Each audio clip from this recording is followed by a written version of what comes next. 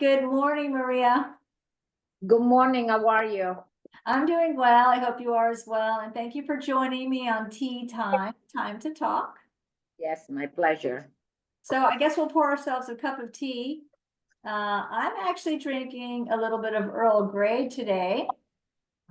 Really healthy for waking up, but I like teas that are relaxing and high in antioxidants, and things like that. What are you having today? I'm having green tea. Oh, for a particular reason, I'm sure, right? I like my green tea in the morning, yes. That's fantastic. Green tea is actually very high in antioxidants, which we know is extremely important, for being an anti-cancer and just an overall anti-inflammatory tea as well. So green tea is great. And it can come caffeinated or not caffeinated. I think some of our listeners may not realize that it does have caffeine, but you can get decaffeinated green tea, as well. Yes. Yeah, just in case caffeine bothers them. So we're talking today about your experience with breast cancer. So we're going to go way back when, because I know you're a long-term survivor, which is so exciting for everybody to see. It's important for other patients to see long-term survivors, that it can be done. And even before we had all the other advanced medications and techniques today. So about what year, and can you just tell us a little bit about that experience? Well, I was 34 years old and it came to a shock. I went to go see my gynecologist and coming to find out there was a lump on my breast. And I never thought anything about it. I thought it was just a cyst. Coming to find out through biopsy and mammogram that I have breast cancer. Mm. And let me tell you, like any other patient out there, any other human being, the only thing that you hear is the word of cancer is death. But through my experience, I found out that not all cancers are deadly. Mm-hmm. And I went through major surgery. Mm-hmm. I had to remove my breast and chemo and all of that. But I gave myself to God's hands, and He put me through where I am today. Mm-hmm. Can I go back a little bit? So 34, we all know that's very young for having, and you weren't even doing mammograms at that time because it wouldn't have been required, right? So that was Right. a self-discovered lump that you found, of course, thinking it's a cyst. And at that time, did they do a biopsy right away? Is that how they determined it was cancer? I called one of my client, which she was a mammogram doctor, and I asked her that I needed a mammogram, which she took me right away, and did a mammogram and an ultrasound, and she sent me to a doctor to do a biopsy. Okay. Yeah. So when the biopsy came back, I went to the office to get my results, but I was not expecting the word cancer cells. Oh, wow. So anybody in your world at that time, family or others who just didn't believe it, like they were just in disbelief? Everybody, we were all in disbelief because, at that age, you don't expect that type of, I guess, a cancer, but the cancer was there, and we all had to deal with it. It wasn't just me dealing, it was my family also. That's such an important point, because two things there actually. Even today, 2024, young women I have, if they discover a lump that early before mammos, of course, they have a hard time convincing, even doctors or medical staff that they need to have it looked at. And sometimes there's a very big delay. Thank God you didn't have that. But for some reason, we're just now realizing we've got to wrap our head around these younger cancer diagnoses and act on it right away. Do you think you had a little bit of denial yourself, like this could be happening? Absolutely. I felt, first of all, my breast every month will produce a cyst, you Oh. know. But there was this particular lump that did not hurt. And I would feel it, but I was not thinking about it. I was just going with life. My kids were young, I was busy. I had no time to say, why is this not hurting? Mhm. Because usually, fibrosis existed, they do hurt. Mhm.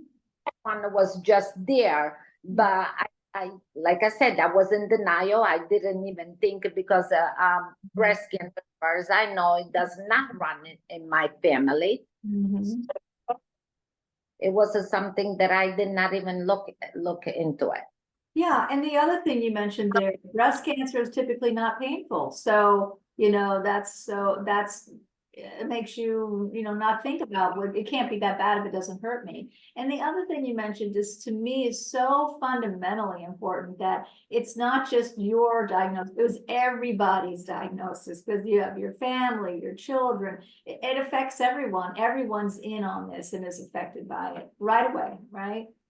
Absolutely, absolutely. The whole family got affected because, of course, I was the oldest of the family and of the siblings, and everybody just looked at me like, the captain.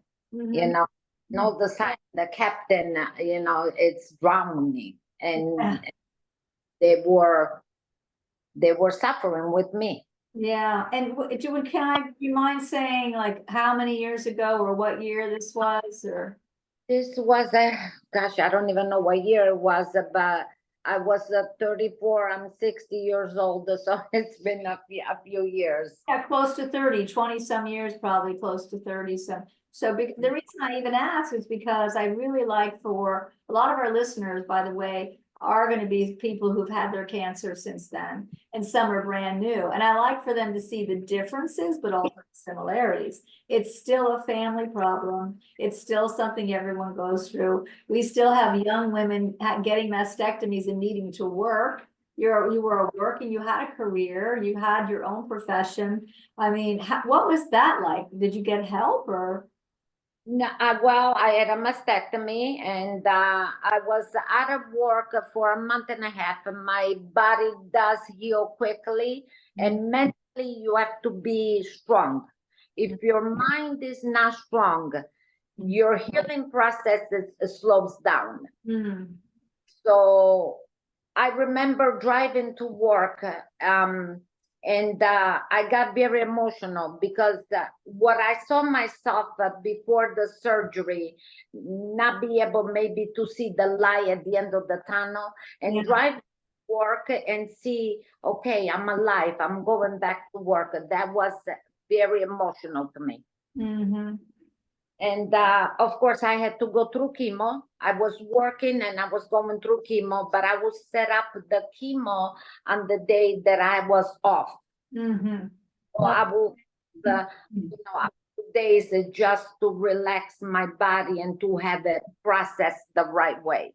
Yeah, it's good for you to hear, for everyone to hear that because you're supposed to be taking care of yourself and nurturing yourself to heal as much as possible and also work. So how in the world, it's the balance of that is very difficult, but to give yourself the whole day just for the chemo and what you're going through. And most employers are pretty good about it, but not all. That's not always true. It's, some employers do not accommodate women. So, and you had young children. What ages were your children then? My son was, I believe it was 9, and my daughter was 4 years old. They were little. They Yeah. were little.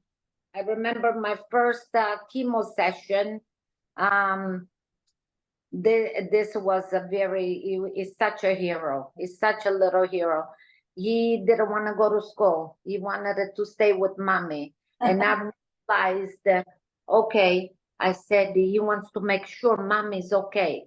Uh, So I took him with me without knowing what was going to be like. But oh I gosh. to be, the soldier and a mom to, for my child. And so the chemo session, my son was there with me. Oh, that's beautiful. That's So beautiful. What do you think they understood at that age, you know? understood a lot. He understood that the mommy was sick, and he understood that he, on his own way, he wanted the mommy to be okay. And even though I didn't know if I was going to be okay, I had to kind of be stronger for him and say, Mommy's going to be fine, you know. And he was sitting there next to me while they were doing the chemo, and I let him relax his little mind, you know, because they don't really understand the process, but they understand that Mommy's going through something. Yeah, it's so good to hear you say that. I often, if I'm asked, you know, I'll recommend at that age, especially, just to know that you say, I'm going through, mommy's sick or ill or has to go through surgery, whatever, however you want to say it, but I'm going to be okay, you know, and then they're fine at that age. Like if you say you're fine, they're fine, but he would want to be with you and see that you were He okay. wanted to be with me, holding my hand, and I had to let him be there with me. It was important for him to be mom. Mhm. It's beautiful, really. It really is. So, there's, your mom was around at that time, your mom was with you? Yeah, Mom, and there wasn't breast cancer in your family, so how was she handling everything? you know, that's that I always get emotional because I remember my mom, you know, taking care of me that I couldn't move it because I was cut everywhere. And I couldn't move it the first month, and taking care of my children and taking care of everybody. And she was running, running, running, running, running. And I remember receiving the doctor's phone call after they tested my lymph node that I was going to be okay. And I said to my mom, I said, Ma, I'm going to be okay. And for the first time, because she was such a trooper, for the first time, and that's when my mom broke down on tears. And Oh, I said, my God, I said, you know, the love of a mom mm, is so strong. And she was such a trooper to keep me strong, to keep me going, going, going, mm. until she realized, okay, I'm going to live it. That's when she started her tears. Oh, Relief, yeah, a relief and joy. That's beautiful. That's beautiful. And there is so much to do, and there is so much busyness, and some people have a hard time really getting the meaning, and next thing they know, it's over, and they didn't really process it, you know, they didn't really, so it takes time to really let yourself cry and talk and really feel. You got a great doctor from what I heard. my mom or my doctor Your doctor.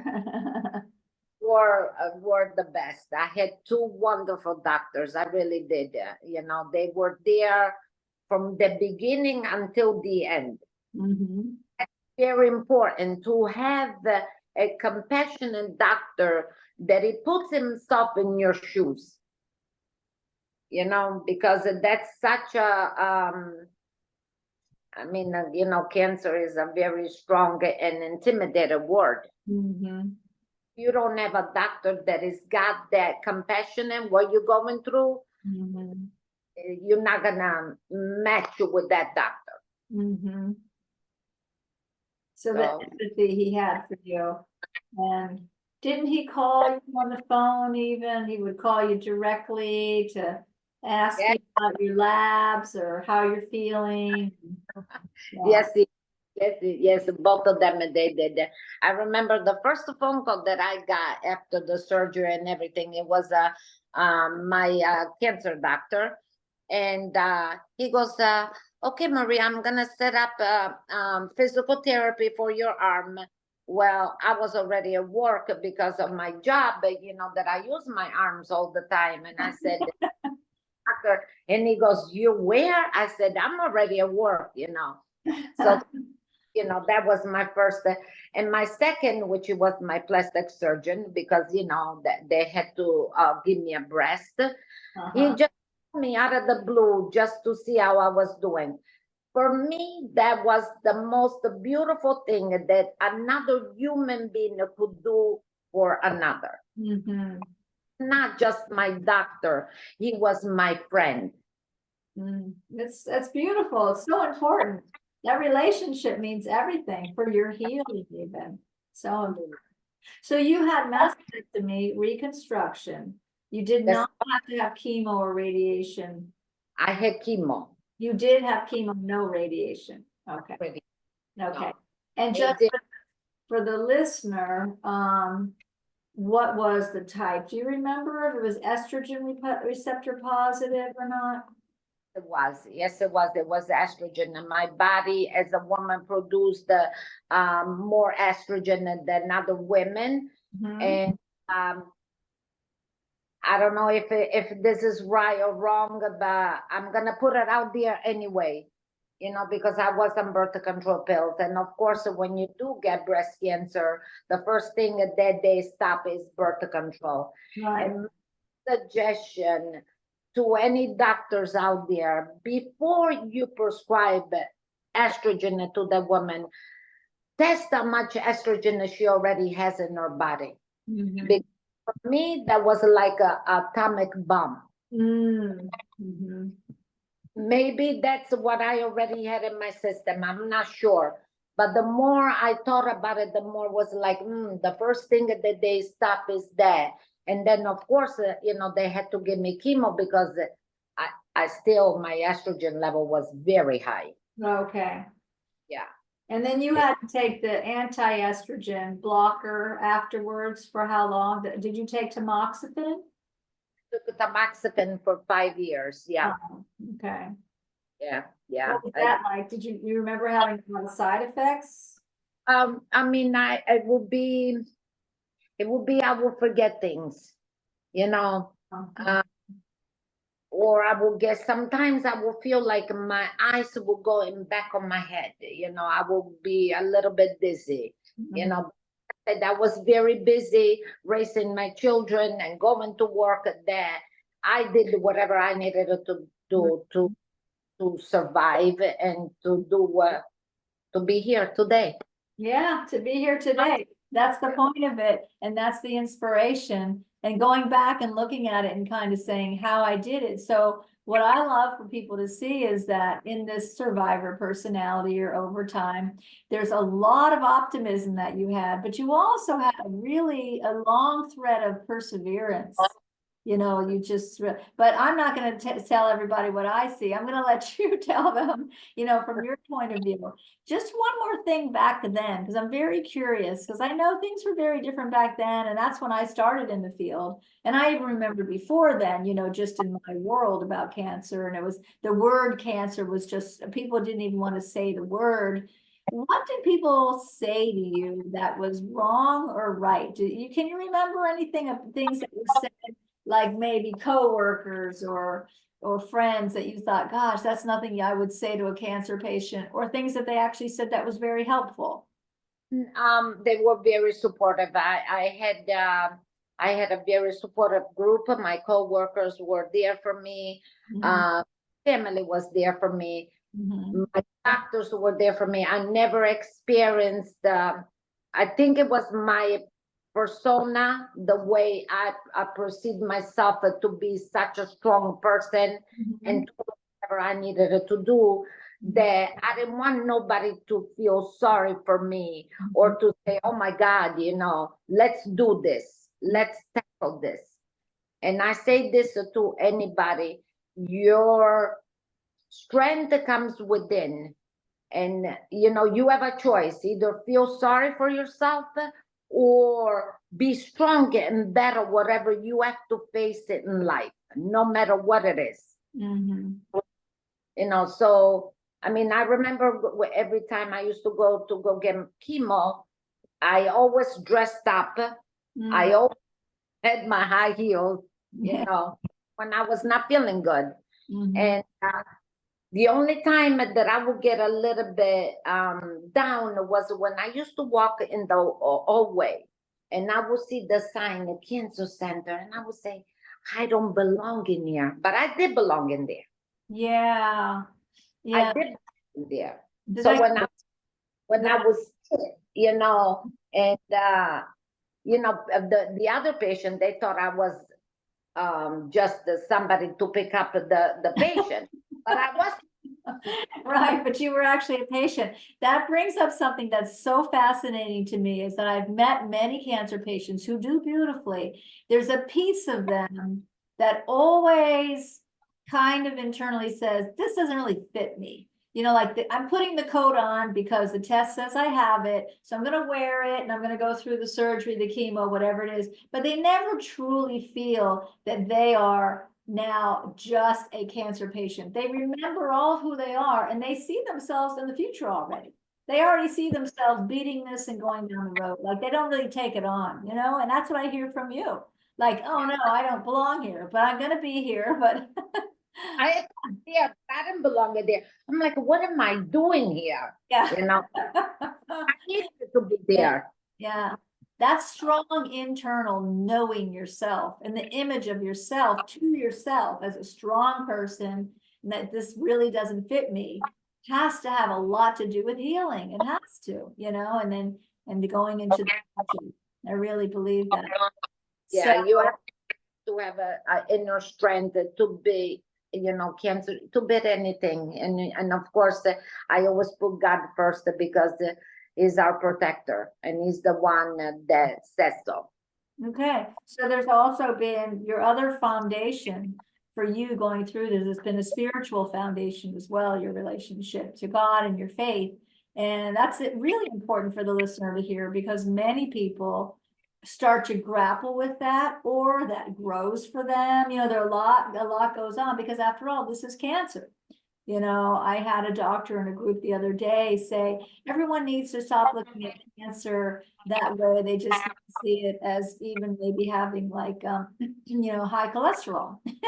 So, and I said, I know you prefer patients to see that as high cholesterol and I have to take this pill, but it's not just high cholesterol and people don't feel that way, right? So to have your faith that there's some, tell me a little bit about your faith and how that kept you strong. Well, I'm going to make a testimony, and some people believe it, some people don't, but I'm a believer. The day of my surgery, even though everybody, you know, my family was there and two great doctors were there, I still felt alone. And so they were bringing me to the operation room, and I said, God, I said, I know that you gave me two good doctors, but today you are my surgeon. The only thing that I remember, because it was a 7-hour surgery, the only thing that I remember, it was this dream that I was having, this wave going in and out of this rocket, that when I woke up from the surgery, and that's the God honest truth, and until today I get goosebumps, I had no fear. I had no fear. The only thing that I did was this. Okay, they gave me a breast. Okay. So you give yourself to whoever you believe and let your creator do the job. That story, that gave me goosebumps too. That's very, that deep knowing with your faith. And you are alone. That's a theme that I hear from a lot of patients, that with all the support, you're really in this alone. You really are, at the end, you know, in this alone. But then you realize I have my maker. So that's beautiful. What a beautiful prayer. Really beautiful. Would you say that now this is in the rear view mirror? Like, do you ever think about it anymore? Or is this something you still with you now? Like by the way you live? Or how do you describe that? I mean, I think about it and I try to pay attention to my body, you know, even though sometimes we get busy and we forget, you know, and when we do whatever we gotta do, you know, you have to take care of your body in a lot of ways. You have to eat healthy. You have to try to stay healthy. But my fear that I had before, I don't have it. You know, because like I said, you know, when you have faith, you give whatever you cannot handle to him. But you have to do your part. No matter what it is, you have to do your part. He's keeping you here, but you have to do what you gotta do to survive. Mhm. So it's both, it's a two-way street. So you have faith that for what God is allowing or God has control, but you have to do the part for your health, your body. And that includes your stress, right? Dealing with stress even. I mean, we're human, we get stressed out, things happens in life, but a lot of times, and that's what I say to my kids, which they're adults now, I say, it's the way we handle things. You know, we go, or we can just sit and whatever it is, you know, we analyze whatever is going on and then we'll take over. Mm-hmm. Mm-hmm. So you still have to get tested, or did you have, you're finished with having, you have mammos every year or ultrasounds, or what do they do when you have a mastectomy? Months ago, everything is clear. Uh-huh. You know, yeah, I had a mammogram done not too long ago. Everything is clear. Of course, you know, as much as I don't like doctors, especially my doctors, you know, I'm from Connecticut, and I don't know too many people in Florida, and I have a hard time trusting everybody. You know, you still have to get yourself checked and make sure that everything is okay. Because sometimes if we wait too long, like myself, when I was ignoring that lump, okay, I might have, you know, just had a lumpectomy instead of mastectomy. Mm-hmm. Mm-hmm. So it's like, you know, try to go to doctors and make sure that everything is okay. And other than that, continue to with your journey because you know it's a beautiful life out there. It's a beautiful life out there, absolutely. When you see some of these like walks for breast cancer and it's advertised everywhere, do you sometimes think, wow, I can't believe it's been that long ago for me that I've been a survivor so long. Do you think about that or? Think about it. I think about it all the time. You know, it's like the one day October is the breast cancer month, and my feelings. It's not just October; is every month a breast cancer month. But you know, that's when it's I guess it's celebrated. You know, I have a mixed feelings about that. You know, Yeah. Yeah, but let's talk a little bit about that. A lot of women do. They have very mixed feelings about it. What's the positive and what's the negative, or what's the plus and minus on that? they're acknowledging that you know breast cancer, but you know breast cancer it does not just happen you know a certain month. The breast cancer is 24/7 you know and um I don't know, I have mixed feelings about that. You know, there were a few things that happened before the way they were advertising breast cancer, doing car washing and stuff. I'm like, whoa, you know, the whole was not. It's a whole different world. I think what I might be hearing from you and I hear from others is that they're marketing something that's so serious and you know, it's a personal illness, it's a disease, it's something you deal with your doctor. It's something that it's 12 months of the year. It's something, it's not just October. It's like, and when we hear the word celebration, that seems odd. We can celebrate we're still alive, but we're doing that all year long, right? But this idea of walks and car washes and merchandise to buy and things like that, I think a lot of patients feel kind of funny about, you know, the Yeah. marketing. And originally, to think that it started out to bring awareness, like you said, or to even get money for research would be one thing, but you start to really wonder, is this really an appropriate path, you know, and does the money go where it needs to go, right? So, I hope it does. I really truly hope it does. yeah. Yeah. Have you known other women since then who've had breast cancer and they've come to you for advice? Yes. Actually, a few friends of mine, you know, luckily enough, it was not a progress, but it was there. You know, I try always to give them, you know, my experience. You know, not everybody has the same experience, but you know, like I always say, there is a light at the end of the tunnel, and you can survive. You know. Mhm. So in the end, you know, some people will say that as traumatic as it is when you get the diagnosis is difficult, And you go through a lot, some days where you may even wonder, can I do this? Am I gonna be okay? And you go through worries that most patients, especially when they have such an optimistic view, like you always did, they say that it actually brought more meaning or deeper relationships or other benefits to their life. That if they hadn't had the cancer, there's certain things in their lives that are benefits. Do you think you feel the same way about that? Yes, I look at life very different. I appreciate things. I always say this, and people sometimes that they don't understand me. I appreciate even things that I don't even have.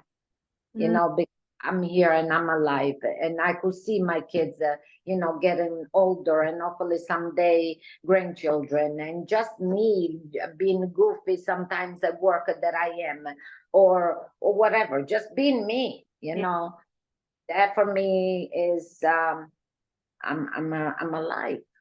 Yeah, how beautiful, that secured that life itself is something to celebrate. Yeah, Mhm. life itself is beautiful. Sometimes people say, life, and life is what we make. You know, we could make a good thing out of life, and no matter what goes on, or we could just sit in a corner and just rot in ourselves. Mhm. It's all up to us what we want to do with life. Mhm. Mhm. So true. Well, I know we're gonna have some viewers because this podcast is viewed in different countries even. And so Okay. this is the website up here, Creation Balance, those two words run together.com. And on there, there'll be an email, but I'll go ahead and say it. It's creationbalance@yahoo.com. If anybody wants to email us, ask questions, make comments, we're interested to hear. Even if you had enough questions you want us to come back on, we would do that too, to address the questions that maybe listeners might have. But I know for sure from feedback I've gotten that things like this are very meaningful. Many patients are sitting home alone. They have really no one.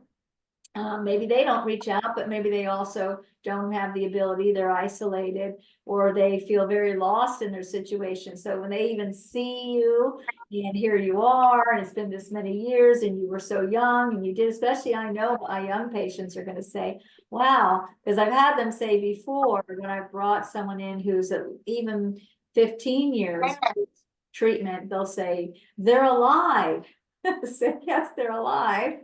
And they've been alive for quite some time now. It is a possibility because, as you said, you kind of get this tunnel vision, especially when you're very young. It's very hard because you're living for the moment then. You've got your children, everything is new.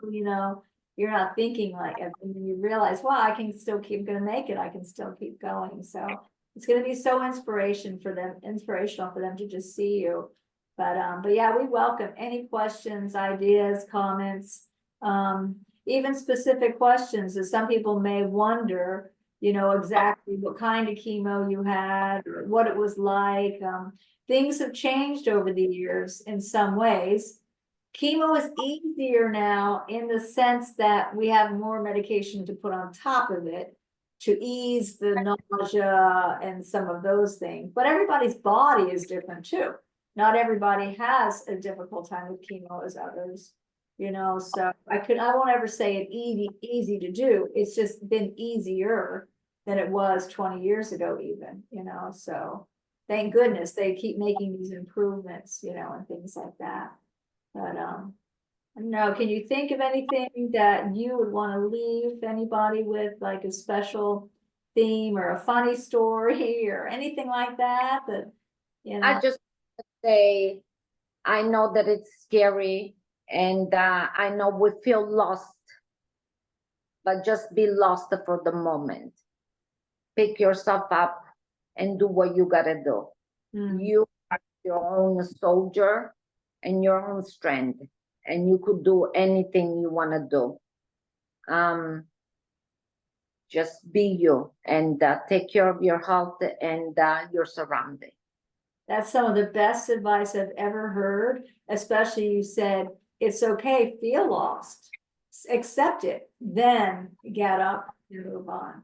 Go ahead and be in that, allow yourself to feel lost, cry, get worried, then move on, right? I think that's so important. Yeah, Absolutely. so important.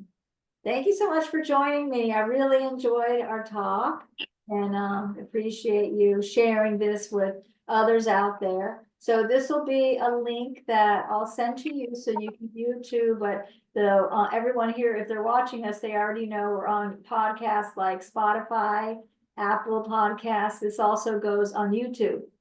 So some of it's just audio, like on Spotify, but if you go to YouTube, you get to see us while we're speaking as well. So and just give us some feedback. We want to hear from you, and we maybe meet again in the future. So have a great day today. Thank you.